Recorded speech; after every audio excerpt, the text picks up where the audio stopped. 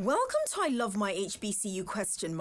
The podcast where we express our undeniable love for HBCUs, but where we are also not afraid to address a few tough questions. So, sit back, learn a little, love a lot, and rep your HBCU. Welcome to this week's episode of I Love My HBCU ? With yours truly, Tosin Richard. I have a king with me today. I mean, you see King. Those of you watching us will see that he actually has King on his lapel. And it's because he is Mr. Elizabeth City State University, Jared Bell. Jared, welcome. How are you? I'm doing very well. Thank you so much for having me.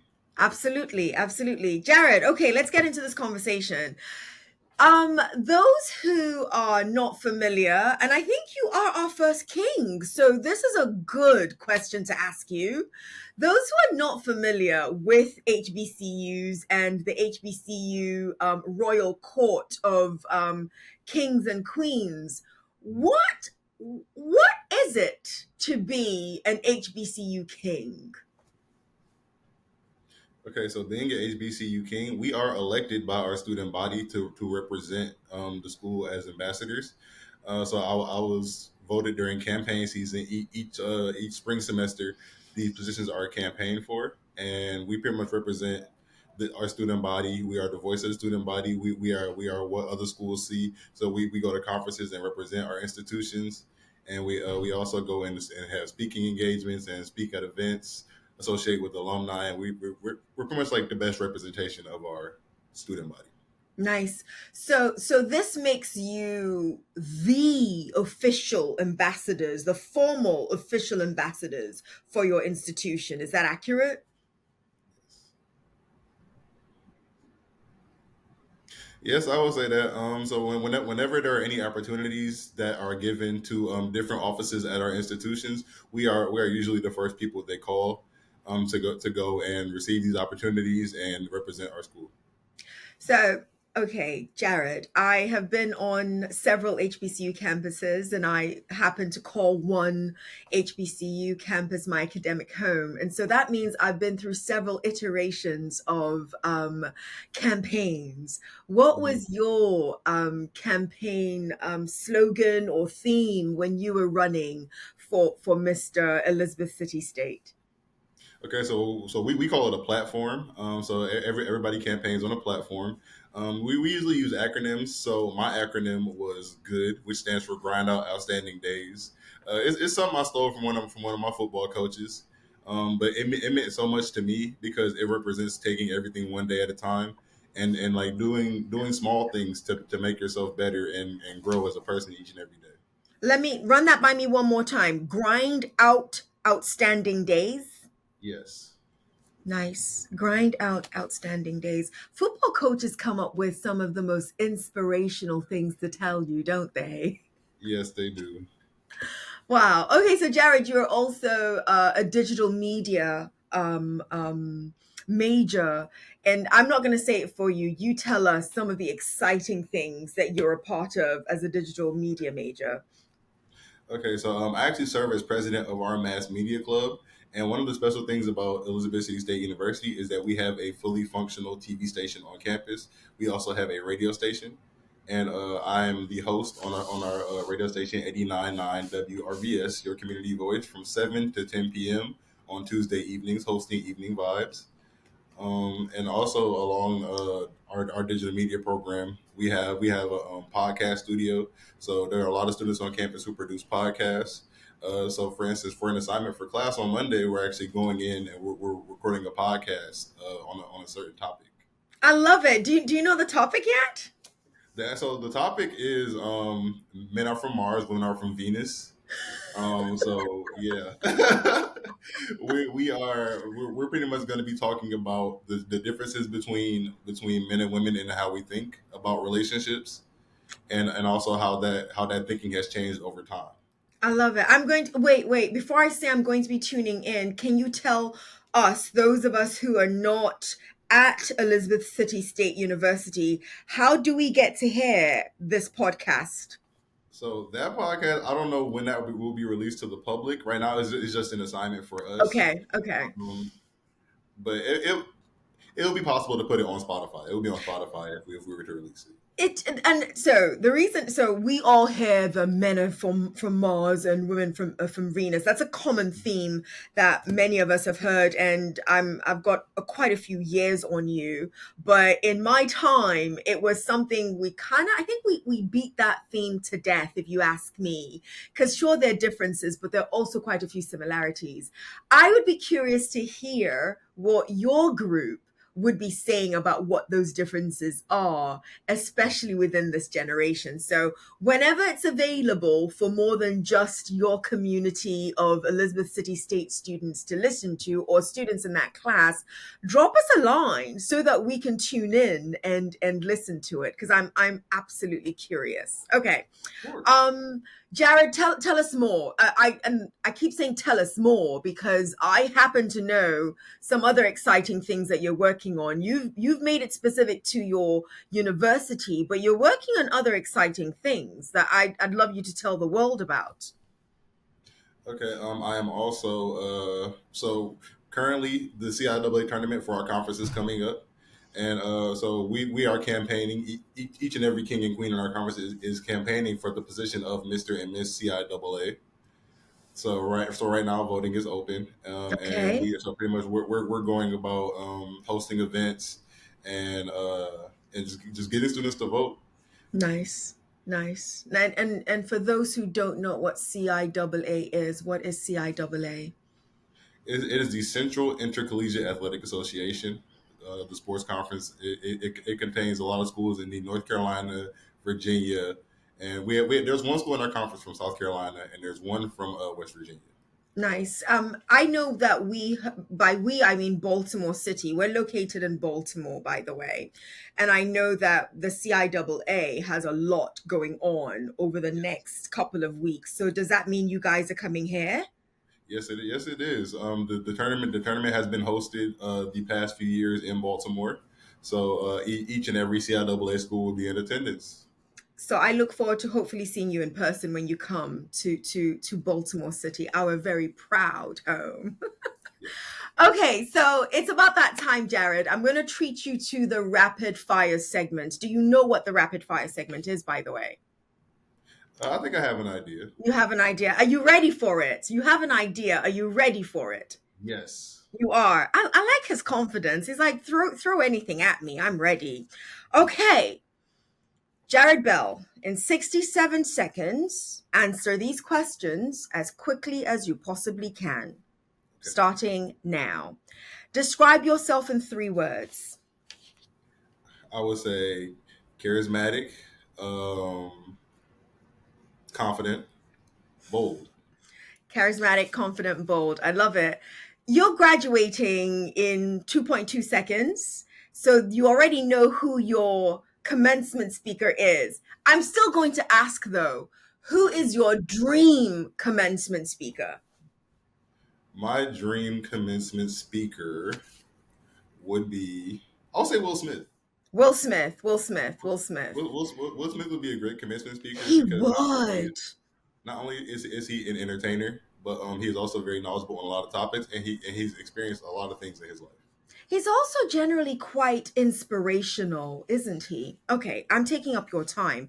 Ooh, Jared, what's your unpopular opinion about HBCUs? We all have them, so give me one. Um, I think so. My popular opinion more so goes for the smaller HBCUs. Okay, So, because one thing I hear a lot is that we're not getting our HBCU experience because they're not at a bigger school. sure. But I believe that your experience is what you make it. Okay. Like our campus has over 60 clubs and organizations, so like there's always something to get involved in on our campus. So your unpopular opinion is it's what you make it, regardless of size. I like it. So time's up, but I always take the liberty of asking one more question. And I think this one's a really good one for you. Shout out your favorite professor and what do they teach?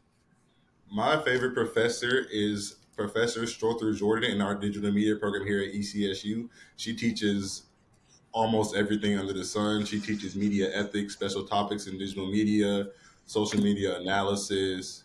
And it's like she's always looking out for us, making sure that we're learning and that we're not head first in the books, and that we're actually like learning about the world and learning about how media is shaping our society. I love it. Thank you. Thank you. You shot out those questions like nobody's business. I ah This isn't a rapid fire question, but it's a question that I must ask you as somebody who, from what I've heard you say, even our conversation before we hit record, what I've heard you say, you've got your finger on the pulse of what's going on around you. You are somebody who is ambassadorial by the title that you bear for ECSU. Um,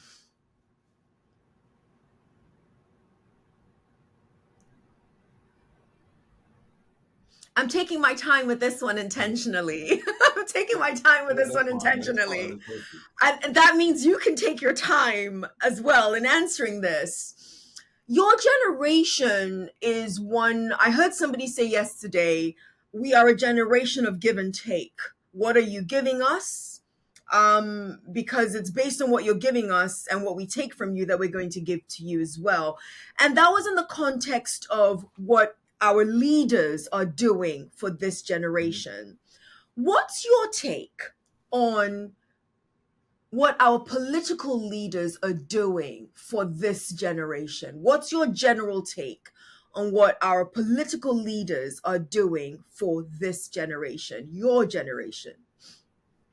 Okay, so my general take on that is that our current politicians are a part of the generation before us, and a lot of the things they do, they seem to be stuck in their ways a little bit, and they do things that are more kin to their generation, whereas they don't understand our generation and like the changes that we want to make, because the world is changing in itself.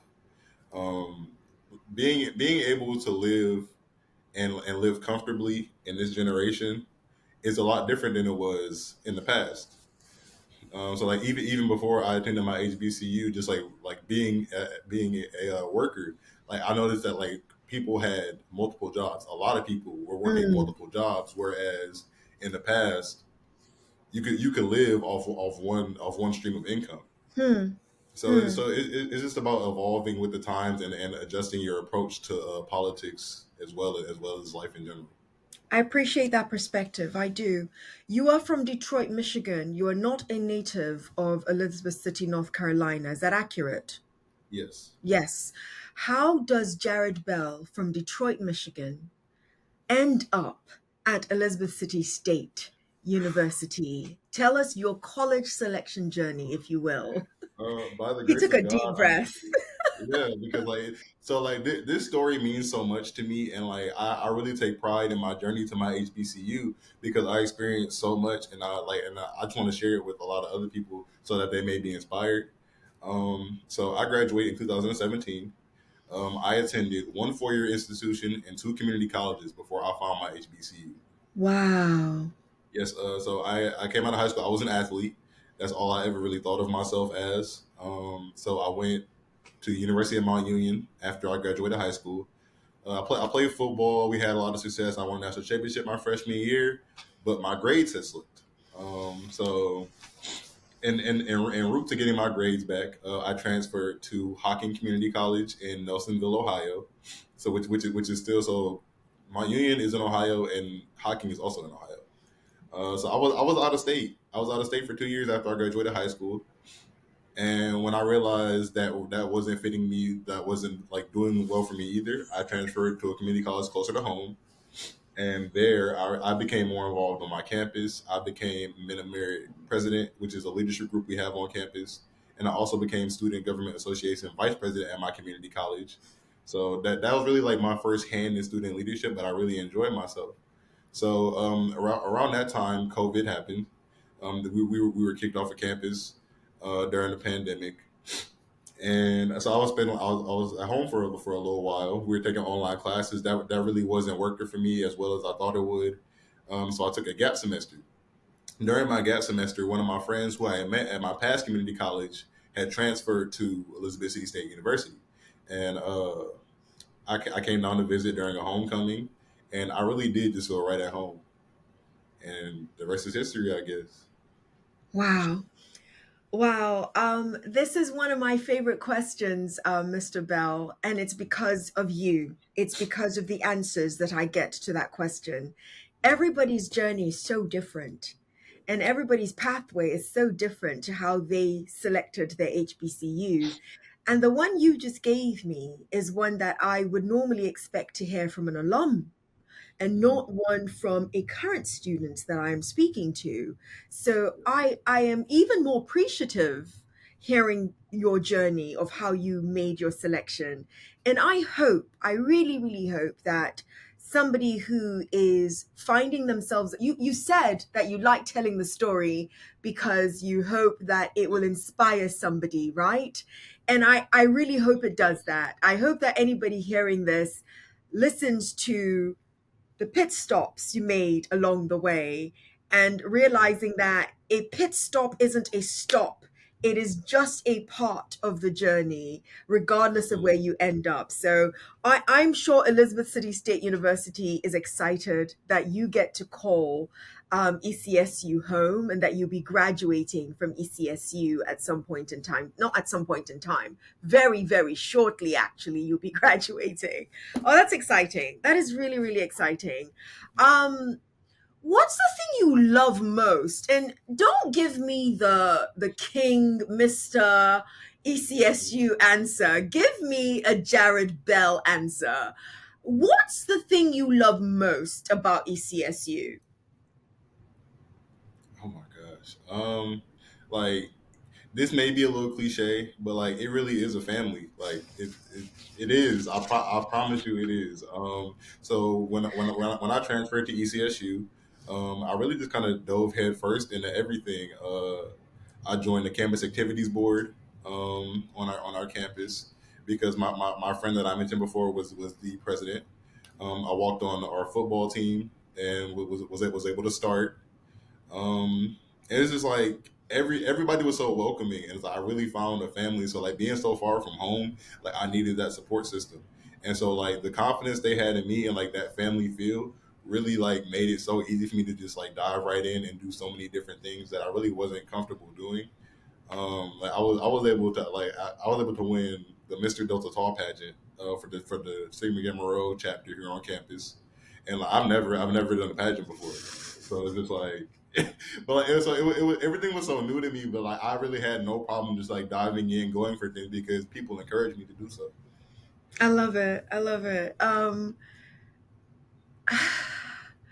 I laughed so hard the entire time you were giving your not laughed, I smiled so hard the entire time you were giving your answer because you said not to be cliche and then you gave us the response that so many people resonate with. And Mhm. I heard somebody say recently that she tells every single person that she tells every single Black person that she meets that when you're considering college, you must consider an HBCU first. And Absolutely. the reason she gave is because of the family atmosphere that we try to Mhm. build. And as you know, family does not necessarily mean we're always just going to tell you that you're right. Family is all encompassing. So sometimes Yeah. we're going to scold you, but it's always because we love you and always because we want to encourage you no matter what. Are you still, you mentioned, I've heard you mention football a couple of times. Are you still a football player at ECSU? No, I am not. Okay, okay. I was about to say that would have been an insane schedule if you were Mr. ECSU as well as a football player. No, they wouldn't let me. So I was actually on campus activity board as chair of marketing and promotions though. While I was playing football, that was hectic in itself. I couldn't even imagine being Mister and playing football at the same time. Wow. Wow. You do a There are lot. some It who do it sounds though. as if you enjoy doing a lot, especially at your campus and through your I college do. journey. You enjoy doing a lot. I really do because everyone encourages me to do so. So it's just like that people give me so many opportunities and like and trust me to handle so many opportunities. I have a hard time saying no. I don't like the question I'm about to ask you, but I feel I have to ask you this question because of you of how much you're doing. Mhm. What's next for Jared Bell? You're graduating May 2024. What's next for you? Because it sounds as if the world really could be your oyster. What's next for you? Um, well, focusing on one specific thing. I really do enjoy radio. I feel like that's where I belong. That's something I really do enjoy doing. Um, and also just being able to give back to my school, to my community, to my fraternity as well. I remember Kappa Alpha Psi Fraternity Incorporated. Okay, okay. So yeah, so just really just being able to give back and give ECSU back everything that they gave me, and be That able they've to given you. encourage others to follow in my foot, in not my footsteps, but in the footsteps of being a king, and like just excelling in everything they do. I love it. So I said that I don't like asking that question because I find that often get some people often feel pressure when they hear that question, like, oh my gosh, which is true, this means something is ending and something else is beginning and I need to have all my ducks in a row. I don't necessarily think everybody needs to have their ducks in a row. I simply ask it because you are doing a lot, and I can only imagine that there's a lot in front of you that's going to open itself up for you even as you graduate. There are a lot of great things about your HBCU. Give me one thing that frustrated you about your HBCU. Mm,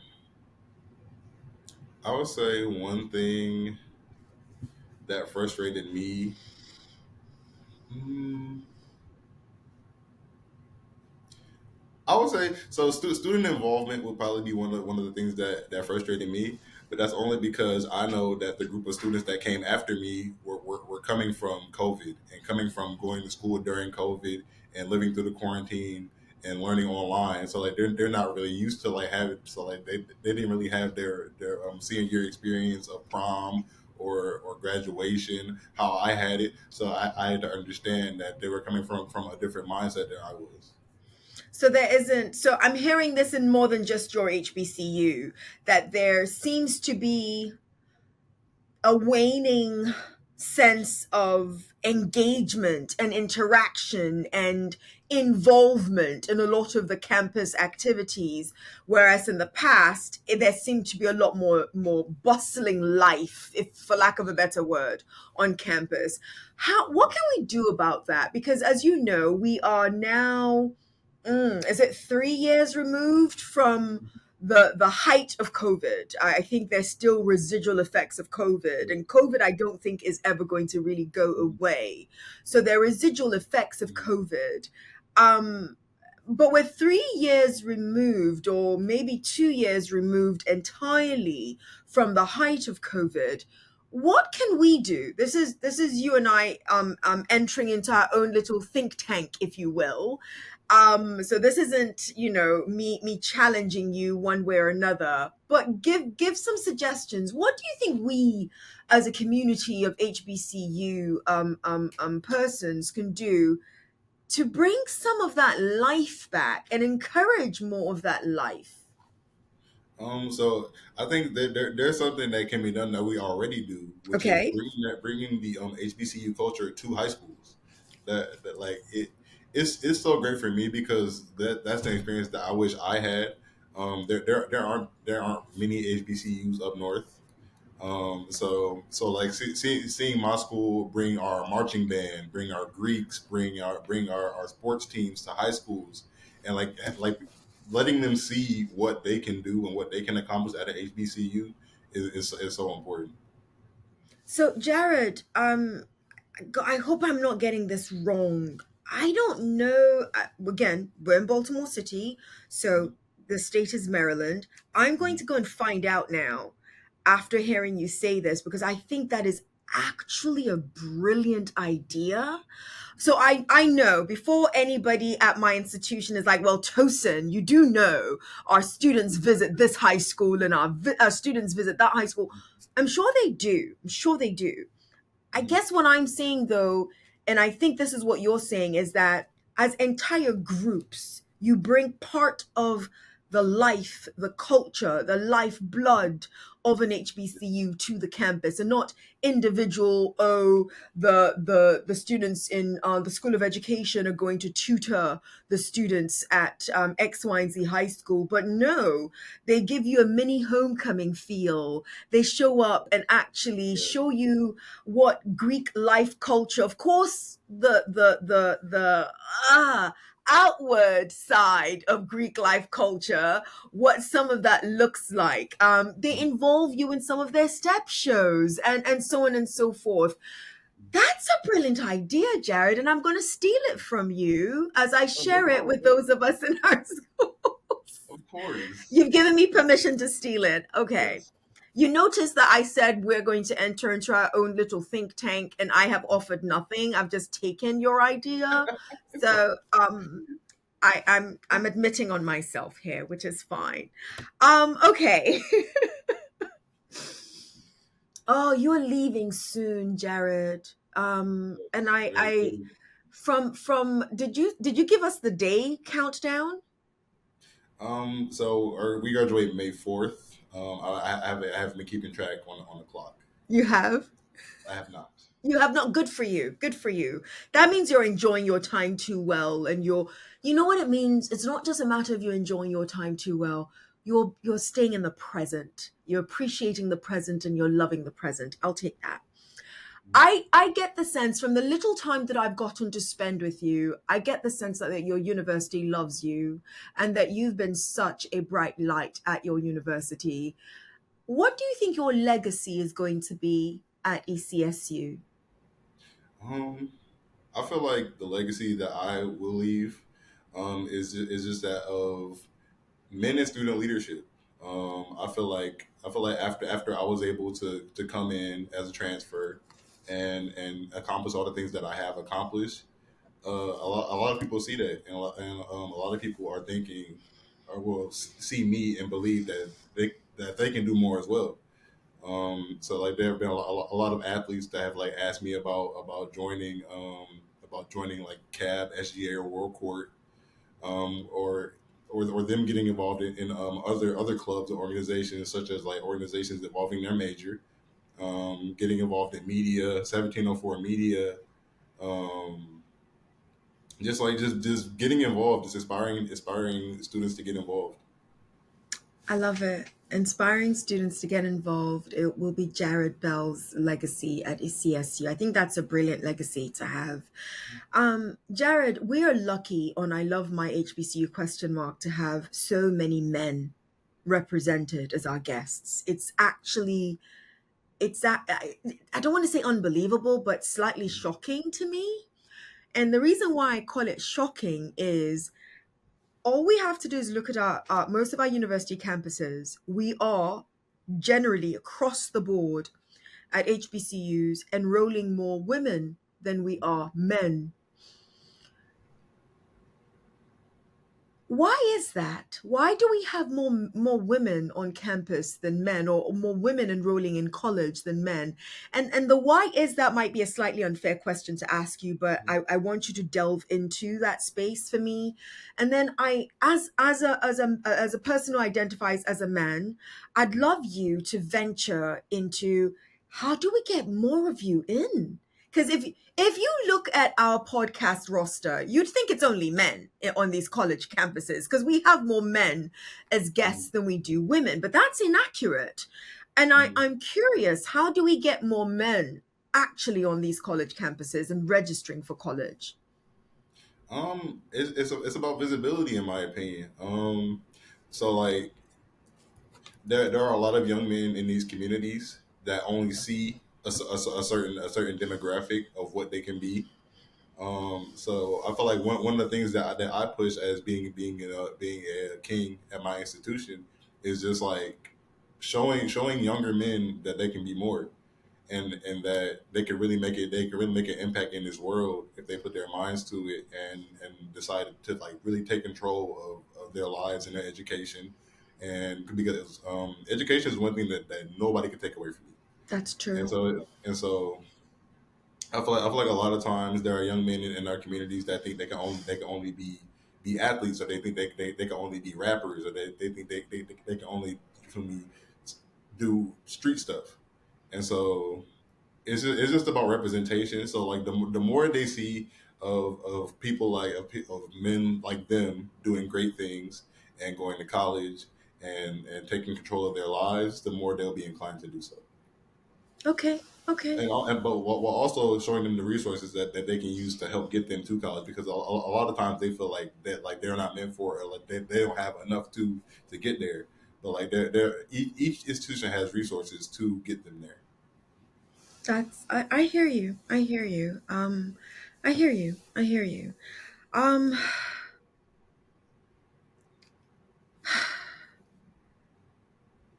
I hear you. I hear you. I'm taking in what you're saying. That's why I keep repeating myself and telling myself that I do hear what he is saying. I wish there was I wish there was a straightforward pathway to getting it done, because Yeah. I believe a lot of entities have either attempted or are attempting what you've noted. But what I'm not Mhm. sure of is what the results are actually giving us. Because when we look at and I don't want to make everything about numbers, I definitely do not. But in this case, when you do look at the numbers tell us that, or whatever it is we've been doing to try to encourage young black men to be enrolled in college and then stay in college, I don't know if we're doing enough. Or I don't know if we are doing if we're taking on effective measures to getting that done, beyond visibility. So I think that's one of those things that we're going to have to continue struggling with. What do you think? So I think so. I don't think the problem is getting there. The problem is keeping them there. Keeping. Because a lot of times whenever things get tough, or like or their grades fall, they feel like that college isn't meant for them, Wow. and that's simply just not true. So moment of transparency. I started my college career with a point 0.6 GPA. So pretty much, I spent my time at community college digging myself out of that hole, so that I could transfer to another 4 year institution and finish my education. So I feel like if I can do that and work so hard for that, I feel like no man should think it is above them to get through any struggles they're going through and finish.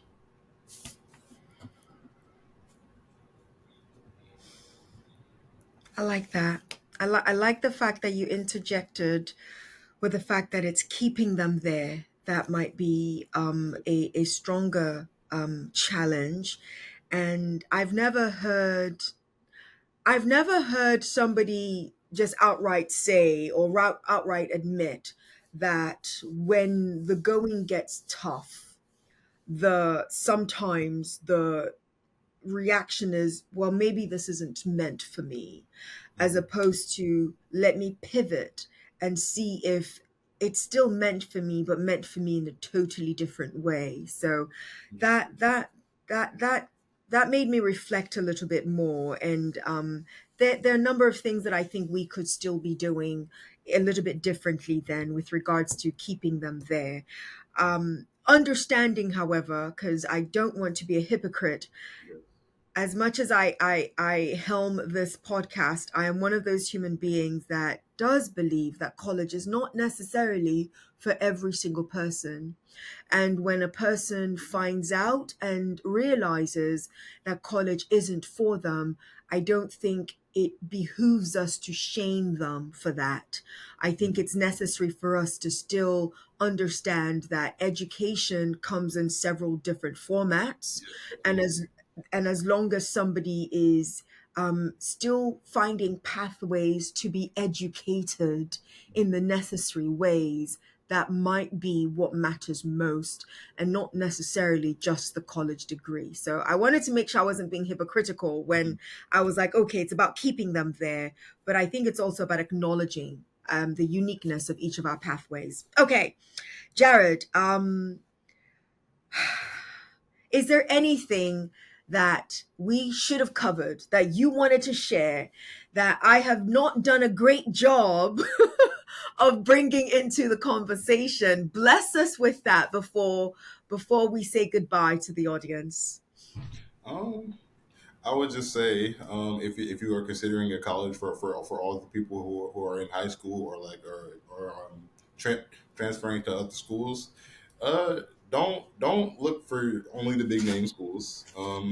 Find out what school is the right fit for you, and like no matter how long that takes, it took me 3 schools to find my perfect fit. But then once I got there, it was a marriage made. So and I really enjoyed myself. I've met some unforgettable people. I've had unforgettable experiences. I've made friends. I've made family. I've made mentors, and it's you'll know when it's the right fit because you'll feel like God put you there. And because I definitely will say being at Elizabeth City State University has really like strengthened my relationship with God just because there are so many people around this institution that believe so heavily in our Lord and Savior. I'm going to end it there. As you were talking, I wrote down, it took me 3 schools to find my perfect fit. I hope enough people hear that and that it resonates with them. And with this for me, Mr. Bell, in one short phrase or one word, why do you, Jared Bell, love HBCUs? Um, I feel like God smiles down on HBCUs because we magnify Him every chance we get. Wow. Wow. I feel like God smiles down on HBCUs because we magnify him every chance we get. That is why Jared Bell loves HBCUs. I'm not adding a single thing to that. Jared Bell, thank you for being my guest on I Love My Thank HBCU you so much question for mark. having me. And Thank to you so the much for having me. Absolutely. And to the audience, thank you for tuning in to I Love My HBCU question mark. I've enjoyed this conversation with Jared Bell, Mr. Elizabeth City State University in North Carolina. And I hope that you have enjoyed watching and listening.